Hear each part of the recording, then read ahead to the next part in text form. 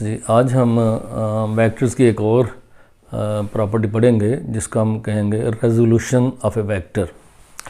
और resolution of vector का बड़ा आसान सा मतलब है कि जब आप किसी एक वेक्टर को दो या तीन या इससे ज़्यादा वेक्टर्स में स्प्लिट अप कर दें, इस अमल को हम कह देंगे रेजोल्यूशन ऑफ ए वेक्टर। और जैसे कि यहाँ पर इसकी डेफिनेशन भी दी गई है, resolution of vector the process of splitting a vector into two or more vectors is called resolution of vector।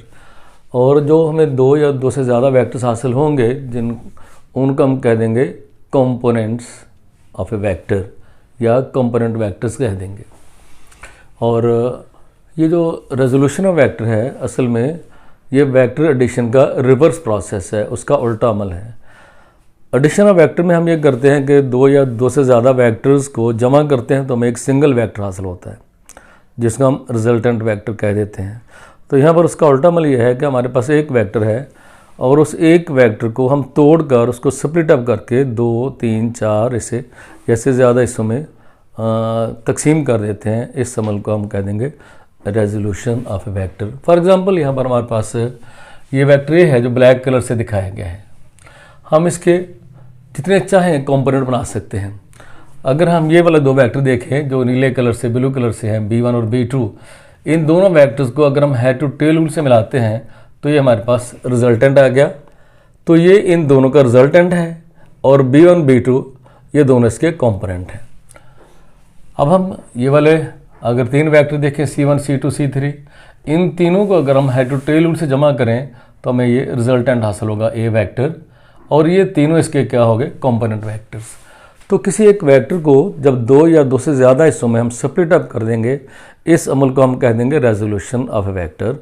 और किसी वेक्टर के जितने चाहे हम कंपोनेंट बना सकते हैं, दो तीन चार पाँच बेशुमार कंपोनेंट हम बना सकते हैं।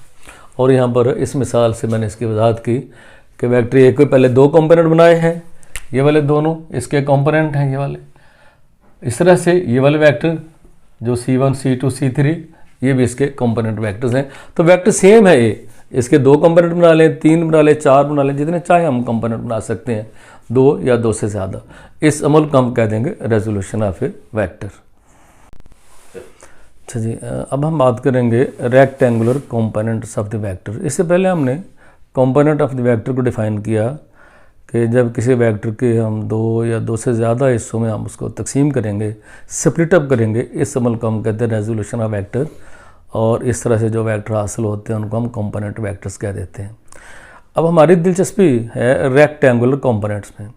तो रेक्टेंगुलर कंपोनेंट्स से मुराद ये है कि किसी वेक्टर के दो या दो से ज़्यादा तीन ऐसे वेक्टर, ऐसे कंपोनेंट जो एक दूसरे के साथ 90 डिग्री का एंगल बना रहे हों, जो एक दूसरे के परपेंडिकुलर हों, इन कंपोनेंट्स को हम कह देंगे रेक्टेंगुलर कंपोनेंट्स। तो डेफिनेशन इसकी, rectangular components of a vector, the components of a vector which are perpendicular to each other are called rectangular components. मतलब ये कि ऐसे वेक्टर जो ऐसे कंपोनेंट जो एक दूसरे के परपेंडिकुलर हों, एक दूसरे के साथ 90 डिग्री का एंगल बना रहे हों, उनको हम कह देंगे रेक्टेंगुलर कंपोनेंट्स। और आम तौर पर हमारे पास ये जो तीन रेफरेंस एक्सेस हैं x, y और z, ये तीन हमारे पास रेफरेंस एक्सेस हैं जो एक दूसरे के परपेंडिकुलर होते हैं। तो अगर हम किसी वेक्टर के ये तीन कंपोनेंट बनाएं जिनमें से एक x एक्सिस की सिमत में हो, एक y एक्सिस की सिमत में हो, एक z एक्सिस की सिमत में हो, तो इस तरह से जो तीन कंपोनेंट हमें हासिल होंगे वो तीनों एक दूसरे के परपेंडिकुलर होंगे, एक दूसरे के साथ 90 के एंगल बना रहे होंगे, उनको हम कह देंगे रेक्टेंगुलर कंपोनेंट्स ऑफ वेक्टर। तो हम एक प्लेन की अगर बात करें XY प्लेन, तो उसमें हमारे पास हम वेक्टर के दो कंपोनेंट बनाएंगे, दो हिस्से बनाएंगे, एक होगा x एक्सिस की सिमत में, एक होगा y एक्सिस की सिमत में। और अगर हमारे पास स्पेस है यानी 3 डायमेंशन है तो उसमें वेक्टर के हम तीन कंपोनेंट बनाएंगे। तो अगर प्लेन है हमारे पास तो उसमें रेक्टेंगुलर कंपोनेंट की तादाद 2 होगी। और अगर 3 डायमेंशन में है कोई वेक्टर तो उसके तीन कंपोनेंट होंगे, एक होगा x एक्सिस की सिमत में जिसको हम कह देंगे ax यानी वेक्टर का x कंपोनेंट, एक होगा वेक्टर का y कंपोनेंट जिसको हम ay कह देंगे, और एक होगा z एक्सिस की डायरेक्शन में जिसको हम ए जेड कह देंगे। तो रेक्टेंगुलर कंपोनेंट की जो मिनिमम नंबर होगा, जो कम से कम तादाद होगी, वो 2 होगी जब वेक्टर एक प्लेन में लाई करता है, और इनकी मैक्सिमम तादाद होगी 3 यानी जब ये एक वेक्टर स्पेस में होगा तो उसके यानी 3 डायमेंशन में होगा तो उसके 3 कंपोनेंट होंगे। तो अब हम एक वेक्टर लेते हैं हमारे पास, जैसे फर्ज कीजिए कि हमारे पास ये एक्स एक्सिस है और ये वाई एक्सिस है। अब ये वाला ओ से लेकर पी तक ये हमारे पास एक वेक्टर है जो ब्लैक कलर से दिखाया गया है। ये वेक्टर है, आप कह लीजिए इस वेक्टर का मैग्नीट्यूड है, हम इसको ए वेक्टर के मैग्नीट्यूड को सिर्फ ए से ज़ाहिर कर देते हैं, और इसकी डायरेक्शन को ज़ाहिर करने के लिए इस पॉजिटिव एक्स एक्सिस के साथ इसका काउंटर क्लॉकवाइज डायरेक्शन में बनने वाला ये वाला एंगल है थीटा, जो इसकी डायरेक्शन को ज़ाहिर कर रहा है। अब हम इस वेक्टर ए के, जो कि ओ से लेकर पी तक एक वेक्टर है ए वेक्टर, इसके हम रेक्टेंगुलर कंपोनेंट बनाना चाहें तो उसका एक कंपोनेंट हम बनाएंगे along x axis, vector x axis की समत में होगा, और दूसरा वाई एक्सिस की समत में होगा। इस मकसद के लिए जहाँ हमारे वेक्टर का हेड है यानी पॉइंट पी, वहाँ से हमने 2 परपेंडिकुलर ड्रॉ किए। एक ये वाला परपेंडिकुलर है जो पॉइंट पी से लेकर एम तक है, और एक है पॉइंट पी से लेकर एन तक ये वाला वेक्टर। तो हमने इसके 2 कंपोनेंट बना लिए। अब एक ये वाला हिस्सा है और एक ये वाला हिस्सा है। ये वाला हिस्सा जो एन से लेकर पी तक है ये वेक्टर है एक्स एक्सिस की समत में, और ये वाला जो एम से लेकर पी तक है यह है वेक्टर वाई एक्सिस की समत में। तो ये हिस्सा एम से लेकर जो पी तक है ये चूंकि वाई एक्सिस की समत में है, उसका हमने ए वाई कह दिया। ए वाई का मतलब है इस वेक्टर का वो हिस्सा, वो कंपोनेंट जो अलॉन्ग वाई एक्सिस है। तो ये हिस्सा एम से लेकर पी तक ये वेक्टर ए वाई है, और ये वाला हिस्सा ओ से लेकर जो एम तक है ये अलॉन्ग एक्स एक्सिस है, तो ये वेक्टर का एक्स कंपोनेंट हो गया, हमने इसको ए एक्स कह दिया। अब ये एक्स और वाई साथ मल्टीप्लाई नहीं हो रहे, ये ज़ाहिर कर रहे हैं वेक्टर ए का वो कंपोनेंट जो अलॉन्ग एक्स एक्सिस है, और ऊपर हमने एरो लगा दिया ये ज़ाहिर करने के लिए कि वेक्टर क्वांटिटी है। सिमिलरली ये वाला हिस्सा एम से लेकर पी तक है जो अलॉन्ग वाई एक्सिस है, तो ये इसका ए वाई कंपोनेंट हो गया। तो अगर हम इस राइट एंगल ट्राइंगल हमारे पास आ गई ये वाली, अगर हम इनका कंपैरिजन करें तो ये वाला वेक्टर एम से लेकर पी तक और ओ से लेकर एन तक ये दोनों बराबर हैं। तो ये अगर वेक्टर ए का वाई कंपोनेंट है तो ये भी वाई कंपोनेंट। सिमिलरली ओ से लेकर एम तक और एन से लेकर पी तक ये दोनों भी आपस में इक्वल वेक्टर है।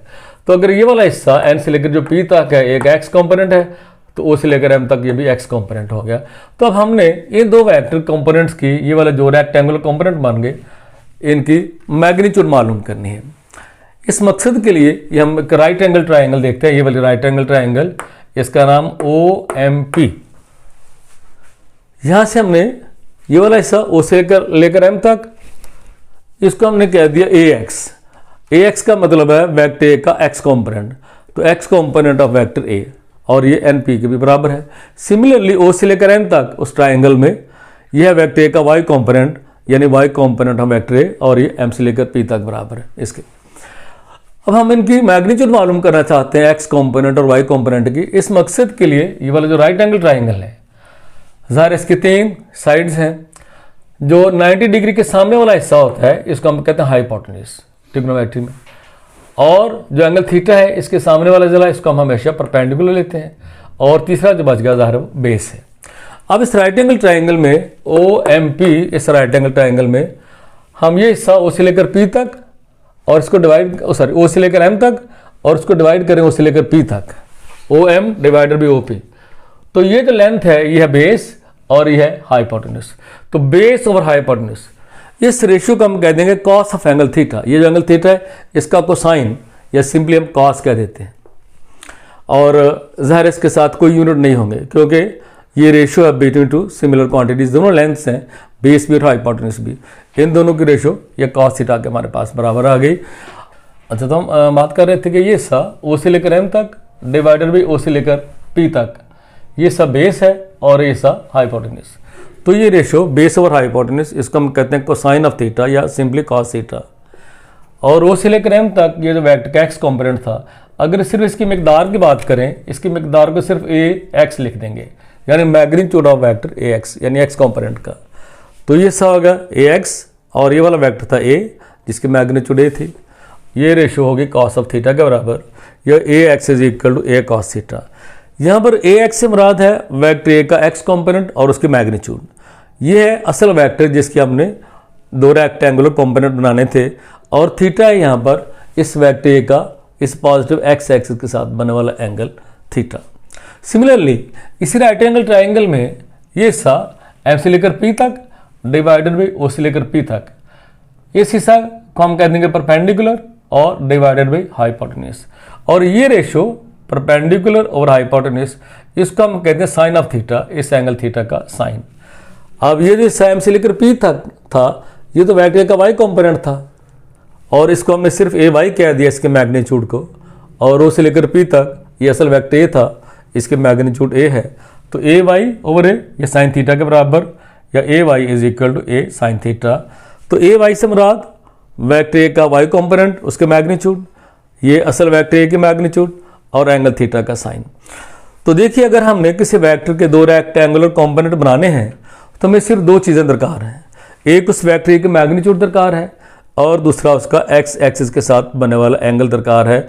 इन दो चीज़ों की मदद से हम उस वेक्टर के दो रेक्टेंगुलर कंपोनेंट बना लेंगे। तो वेक्टर ए का एक्स कंपोनेंट हो गया कॉस थीटा उसके मैग्नीट्यूड, और वेक्टर ए का जो वाई कंपोनेंट है उसके मैग्नीट्यूड होगी ए साइन थीटा। अब हम दोबारा उसी वेक्टर पर आते हैं। अगर ये दो वेक्टर ओ से लेकर एम तक और एम से लेकर पी तक, इन दोनों को हम जमा करें by using head to tail rule, जहाँ पर पहले वेक्टर का हेड खत्म हुआ यानी एक्स का ओ से लेकर इस पॉइंट एम तक, यहाँ से वेक्टर ए का जो वाई कंपोनेंट है इसकी टेल शुरू होगी। अब इन दोनों को जमा करने का मतलब है पहले की टेल आखिरी कैट से मिला दीजिए, तो ये हमारे पास रिजल्टेंट आ गया इन दोनों का। तो ओ से लेकर पी तक ये वाला जो वेक्टर है ये हो गया O M plus M P.